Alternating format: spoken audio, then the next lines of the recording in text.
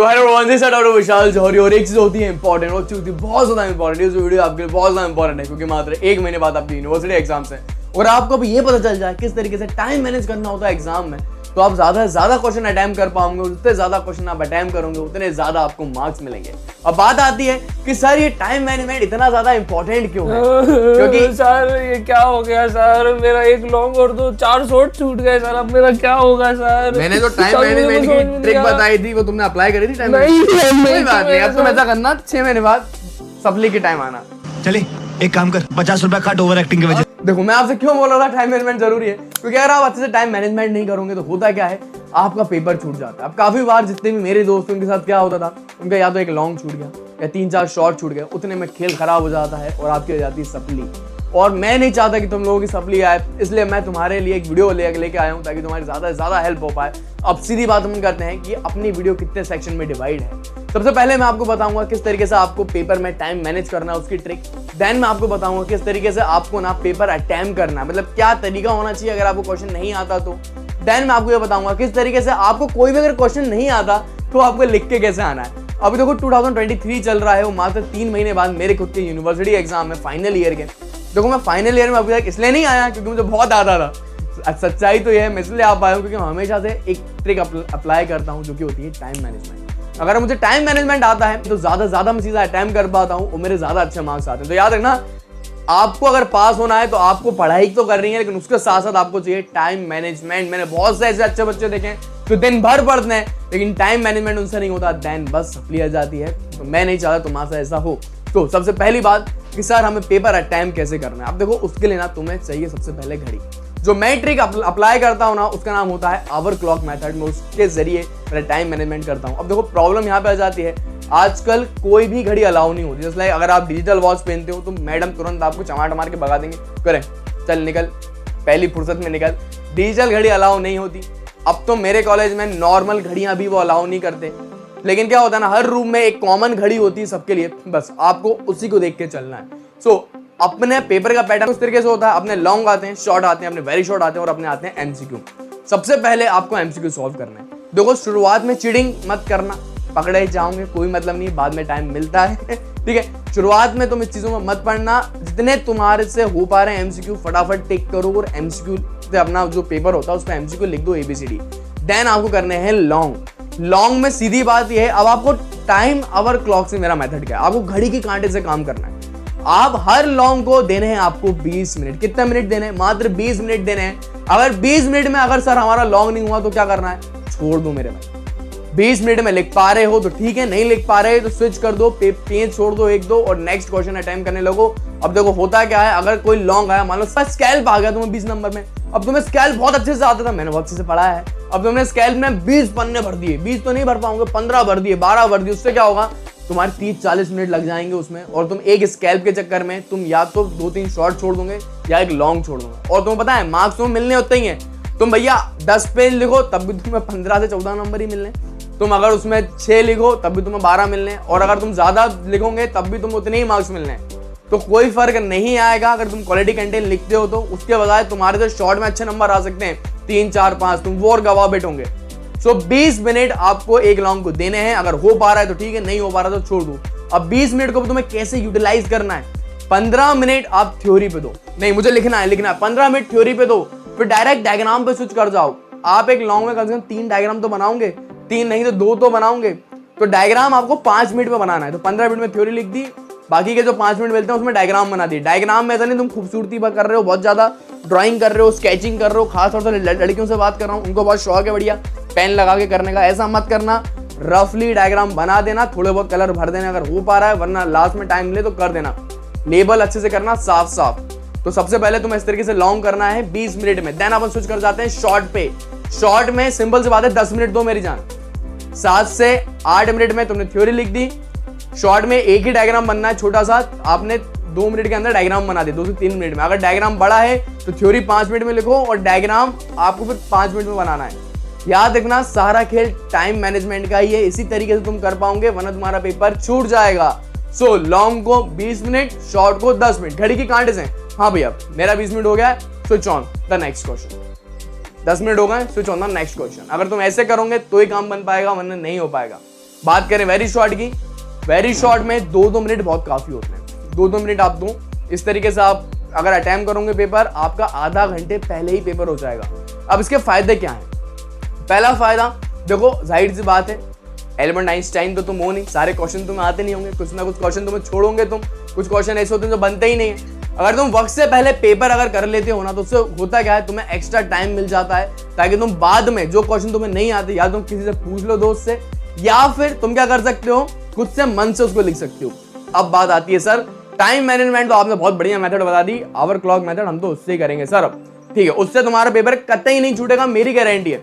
अब कुछ आसमानी क्वेश्चन, सर मान लो मुझे पहला लॉन्ग ही नहीं आता, तो देखो सिंपल सी बात है, अब तुम्हें पेपर अटेम्प्ट कैसे करना है, मैं दूसरी चीज पे आता हूँ। जो चीज आती है उसको पहले करो। याद रखना, अपना दिमाग इसी तरीके से डिजाइन है, अगर मान लो तुम्हें दोनों लॉन्ग आते हैं, अच्छी बात है, तुरंत लिखो, तुरंत खत्म करो। अगर तुम्हें पहला लॉन्ग ही नहीं आता, अगर तुम्हें कुछ नहीं आता ना, तब भी तुम उसमें 5 से 6 पेज लिखने पड़ेंगे, तुम वो पेज छोड़ देना। बाद में क्या होता है ना, जब तुम पूरा पेपर अटेम्प्ट कर लेते हो, तो ऑटोमेटिकली दिमाग ना और अच्छे से काम करने लगता है, स्पीड में रन करता है।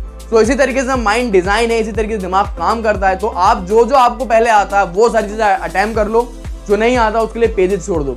लॉन्ग के लिए 5 से 6 पेज छोड़ दो, शॉर्ट के लिए 2 पेज छोड़ दो। अगर आपको ज्यादा कॉन्फिडेंस है, बाद में लिख पाऊंगा तो 3 पेज छोड़ देना। अगर आपको कोई क्वेश्चन की सिर्फ डायग्राम आते हैं, थ्योरी आती नहीं है, मेरी जान, आप उसमें सिर्फ डायग्राम बना के आ जाओ। अगर शॉर्ट है, 5 में से 2 या 3 नंबर आपको मिल ही जाएंगे। अगर आप एनाटॉमी नहीं कर रहे, अगर आप फिजियोलॉजी कर रहे हो, अगर आपको उसका फ्लो चार्ट आता है सिर्फ, तो आप फ्लो चार्ट के लिए छोड़ दो। अगर आपको थ्योरी भी आता है, फ्लो चार्ट भी आता है, या डायग्राम भी आता है, सब कुछ अगर आपको आता है, लेकिन टाइम नहीं है आपके पास, तो थ्योरी मत लिखना, आप डायग्राम या फ्लो चार्ट बना के आना। इस तरीके से आपको पेपर अटेम्प्ट करना। याद रखना, सीक्वेंस से करना, ऐसा नहीं कि पहले शॉर्ट लिख दिए फिर बाद में लॉन्ग लिखेंगे, नहीं। अपना MBBS में ऐसा ही होता है, सीक्वेंस से काम करना है। लॉन्ग अगर आता है तो ठीक है, नहीं आता तो आगे बढ़ो। पहला लॉन्ग अगर आता है तो अच्छी बात है, नहीं आता तो पेपर छोड़ो, आगे बढ़ो। अब एक और कुछ आसमानी बच्चे होते हैं, अरे सर हमें तो दोनों लॉन्ग नहीं आते, तो यार तुम्हारे लिए सिर्फ एक ही डायलॉग मुझे भी याद आता है, हे प्रभु, हे हरि राम कृष्ण जगन्नाथ प्रेमानंद, ये क्या हुआ? अगर तुम्हें दोनों लॉन्ग नहीं आते तो कोई बात नहीं, आप 6 महीने बाद हम आपसे मिलेंगे सप्ली में। तो ऐसा मत करो, IMP टॉपिक पढ़ो, पेपर IMP से ही आता है, 2 में से एक ना एक लॉन्ग तो आना ही चाहिए, वरना भैया कोई चांसेस नहीं होते अपने बचने के। मेरे हिसाब से ऐसी कंडीशन आएगी नहीं।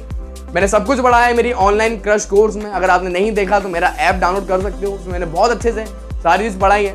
मात्र 25 वीडियो में पूरी एनाटॉमी खत्म है और मात्र 20 वीडियो में फिजियोलॉजी खत्म है। इससे अच्छा कंटेंट कहीं नहीं मिलेगा। सैंपल वीडियो फ्री में अवेलेबल है, जाके तुम देख सकते हो, अभी भी टाइम है, तुम पढ़ सकते हो, ठीक है। अगर तुमने पढ़ रखा है तो IMP टॉपिक पे फोकस करो, रिवीजन पे फोकस करो। रिवीजन कैसे करना है उसको वीडियो में बना दूंगा। तो इस तरीके से पेपर अटेम्प्ट करना। सेक्शन नंबर 3, अगर सर हमें कुछ भी नहीं आता तो हम कैसे अटेम्प्ट करें। देखो सिंपल सा एग्जांपल के फॉर्म में समझाऊंगा। मान लो अभी तुमने पूरा पेपर अटेम्प्ट कर लिया, तुम्हारे पास आधे घंटे भी बचे हैं आखिरी के, तो आधे घंटे में ट्राई करो। आधे घंटे बाद जब लास्ट का आधा घंटा बचता है ना, तो एग्जामिनर लीनियंट हो जाता है, वो आपको टाइम देता है कि भाई पूछ ले। अगर हो तो बस ऐसी हरकत मत मानना, आराम से दोस्त का नाम लो, उसे बुलाओ, उससे पूछो। अगर वो अच्छा इंसान होगा तुम्हें बताएगा, अगर वो खुद ही उसे कुछ नहीं आता तो मत पूछना, कोई मतलब नहीं है, तुम्हारी लंका उठा देगा, तुम पकड़े और जाओगे। अगर उसे आता है तो पूछ लो। अगर वो एटलीस्ट तुम्हें एक हल्की सी डेफिनेशन भी बता देगा ना, तुम उससे मन से पूरा लिख सकते हो।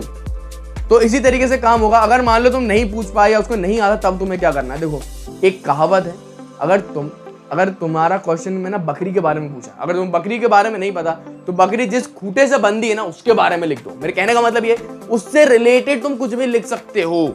ऐसा नहीं है कि यार सर ने बोला था लिखना है, तुम कुछ भी लिखा है। भैया स्टमक पूछा है, लिवर लिखा है, लिवर पूछा है, पेनक्रियाज पूछा है, कुछ भी नहीं पढ़ा, गाना लिख पाए, मैं तेरा तू मेरी। ऐसी हरकत मत मारना।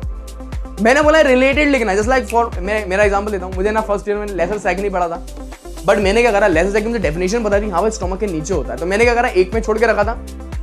थोड़ा बहुत मैंने डेफिनेशन से मन से बना के लिख दी कि स्टमक नीचे अपना स्पेस होता है, उसको लेसर सेक बोलते हैं। उसके बाद मैंने क्या करा, एपिफ्लोइक फोरामेन जो होती है ना, वो भी स्टमक के पीछे ही होता है, अपने लेसर सेक के पीछे। तो मैंने एपिफ्लोइक फोरामेन की बाउंड्री लिख दी और उसी का डायग्राम बना दिया। और मैं भैया बहुत अच्छे नंबर से पास था एनाटॉमी में, तो इसका मतलब उसने 5 में से मुझे 2 से 3 नंबर दिए थे। तो आप समझे किस तरीके से आपको पेपर अटेम्प्ट करना है। अगर आपको कोई चीज नहीं आती, उसके आसपास की लिख दो। उसकी डेफिनेशन पता है तो और अच्छी बात है, अगर आपको डेफिनेशन भी नहीं पता तो उसके आसपास की चीजें लिख दो। अगर स्टमक की ब्लड सप्लाई पूछिए तुम्हें नहीं आती तो भैया स्टोमक की थोड़ी बहुत एनाटॉमी बता दो, थोड़ा बहुत अपनी जो कोलिसिलिक ब्रांच होती है या अपनी एब्डोमिनल अयोटा की ब्रांचेस होती है तो वो लिख दो थोड़ी बहुत। मैं बताऊं पूरा कट नहीं करेगा वो स्टोमक की, अगर तुमने थोड़ी बहुत एनाटॉमी लिख दी, स्टोमक का डायग्राम बना दिया, फिर ब्लड सप्लाई लिख के तुमने थोड़ी बहुत एब्डोमिनल अयोटा की ब्रांचेस बता दी, तो तुम्हारा काम हो जाएगा। उससे थोड़े बहुत नंबर वो देगा, टाइम के नंबर भी देगा और स्टोमक का डायग्राम के 2 नंबर एटलीस्ट देगा। तो कुछ ना लिखने से 2 नंबर बहुत बेहतर है। तो उसके रिलेटेड क्वेश्चन तुम लिख दो। बात आती है सर हम लॉन्ग में क्या करें, हमें तो लॉन्ग में कुछ नहीं आता। तो यार अब लॉन्ग में फंस जाते हैं। ट्राई करो दोस्त से पूछने की, भाई बता पा रहा है तो ठीक है, नहीं बता पा रहा तो बिल्कुल दिमाग मत खराब करना अपना, तुम उससे रिलेटेड चीज लिख के आ सकते हो। अगर तुम फाइनल एग्जाम की तैयारी कर रहे हो, तुमने बहुत कुछ पढ़ा हुआ, जैसे लाइक मेरा एग्जाम्पल लेता हूँ, मुझे अच्छे से याद है सेकेंड ईयर के अंदर क्या हुआ था ना, मुझे ना चिकन पॉक्स पूछा गया था। अब मुझे चिकन पॉक्स के बारे में ज्यादा पता नहीं था, एक वायरस का नाम पूछा गया था। तो मैंने कहा मेरे साइड में मेरे दोस्त से डायग्नोल से पूछा, भाई इसमें क्या लिखना है, उसने मुझे बोला चिकन पॉक्स। मेरे पास आते आते क्या होगा, चिकनगुनिया हो गया वो। अब आज मेरे को चिकनगुनिया सुना नहीं पड़ा, तो मैंने ना बीच में मैंने चिकनगुनिया लिख दिया।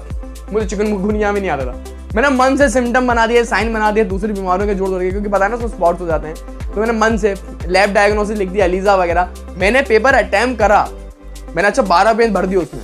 तो अगर आपको कोई चीज नहीं आती तो उससे रिलेटेड तुम लिख दो, कोई भी पेपर तुम्हें छोड़ना नहीं है।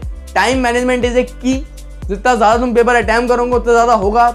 अगर तुम टाइम मैनेजमेंट नहीं करोगे, मैं बताऊं तुम्हारा पेपर छूट जाएगा। Hour clock method is one of the best method. उसी तरीके से तुम काम करना, घड़ी के कांटा देख लो, नहीं यार मुझे इतने में ही अटेम्प्ट करना है, नहीं हो रहा पेपर छोड़ दूं। अब बात आती है सर पेपर अटेम्प्ट कैसे करना है। देखो ट्राई करो सारी चीजें ना पैराग्राफ में मत लिखो, लाइन वाइज लिखो, पॉइंट्स बना के लिखो, ज्यादा अच्छे नंबर मिलेंगे। दूर दूर लिखने की कोशिश करना। अगर तुम्हें ज्यादा मटेरियल नहीं आता तो उससे क्या होगा ना, तुम्हें थोड़ा लॉन्ग क्वेश्चन दिखेगा। डायग्राम अच्छे क्लियर बनाना, जितने ज्यादा क्लियर डायग्राम बनाओगे उतने ज्यादा मार्क्स मिलने की संभावनाएं तुम्हें हो जाती है। लेबलिंग अच्छे से करना। अगर हिस्टोलॉजी का डायग्राम है तो मेक श्योर हिस्टोलॉजी की पेंसिल से ही बनाना। डायग्राम्स में कलर जितने ज्यादा भर सको उतने भरना। ऐसा नहीं मैं ड्राइंग करने की बोल रहा हूँ, स्केचिंग मत करने लगना मेरी जान। ज्यादा से ज्यादा अच्छे से क्लियरली भरना, मतलब नॉर्मली भर देना। तुम ज्यादा शेडिंग करोगे टाइम बर्बाद हो जाएगा तुम्हारा। इस तरीके से तुम्हें पेपर अटेम्प्ट करना है। And all the best. Time management का फिर से बोल रहा हूँ, ध्यान रखना वरना काम नहीं हो पाएगा। बात करने सर रिवीजन कैसे करना है, तो देखो मेरे ऐप पे क्रश कोर्स अवेलेबल है, उसकी वीडियो देख के रिवीजन कर सकते हो। नहीं करना तो मेरे यूट्यूब में फ्री में चीजें अवेलेबल है, वहां से कर सकते हो। नोट्स बहुत जरूरी होते हैं, नोट्स ज्यादा से ज्यादा रिवीजन करो। And all the best. मुझे पता है तुमने साल भर बहुत मेहनत करी है, तुम बहुत अच्छे से पेपर कर सकते हो। मैं आज सब लोगों से एक चीज बोलना चाहता हूँ, याद रखना ये सिर्फ कुछ ही दिन है संघर्ष के अपने जीवन के। साल भर खूब एंजॉय करा है, कुछ दिन और पढ़ लो, पेपर अच्छे से दे आओ। उसके बाद सेकेंड ईयर में 2-3 महीने तो मौज काटना, फिर सेकेंड ईयर के लिए फिर से अपन पढ़ेंगे। MBBS एक लंबी मैराथन है और अपन इस मैराथन के ना भाग मिलकर भाग अपन को बनना है। अपन भागेंगे जब तक 4th ईयर अपना पूरा MBBS क्लियर नहीं होता। मैं आपके साथ हमेशा बना रहूंगा। Thanks for watching and keep learning. और अपने दोस्तों को भी शेयर करना अगर आपकी हेल्प हुई हो तो।